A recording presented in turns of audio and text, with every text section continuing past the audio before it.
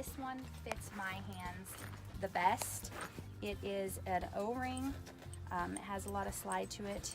It's broken here in the center, but it has twist here and smooth on the outside. This one is one that I particularly like, and I ride this on almost every single colt. Emilio particularly likes to start them in a little heavier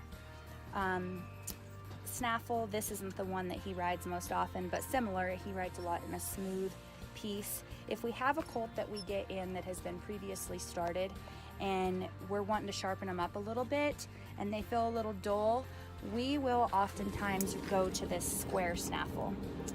This we can get them softened up in a day or two and then go right back to our smooth snaffle. So the first 30 rides, this is typically what they do. It's very, very important to understand when you're choosing a bit selection that it fits your hand placement. Not everyone can ride in one of these three pieces, and you have to choose something that works for your hand placement and your setting.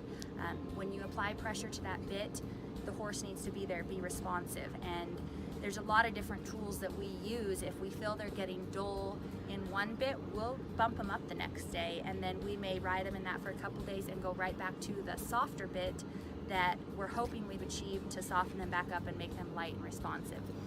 After we work colts in snaffles, typically their 3-year-old year, when we come back to riding them, we'll move up to a different selection. I particularly love the junior cow horse bits. I ride a lot in them.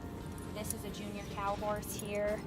I have almost every one of them. This is my choice of selection in all of my bits, and I've been collecting bits my entire life.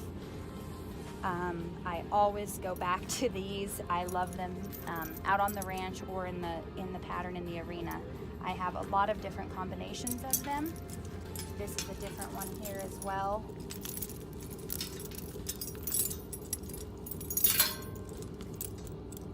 As you can see, they're all the same.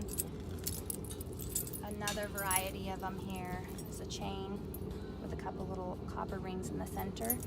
And here's another form of it here, just a twisted piece.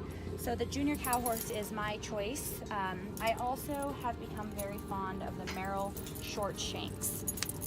After I ride in a junior cow horse, this one is what I'm riding on a lot of my 3 coming 4-year-olds, and I really love the way this feels and fits in my hands. I also liked this on the stud horse Ragged Charm that I was riding.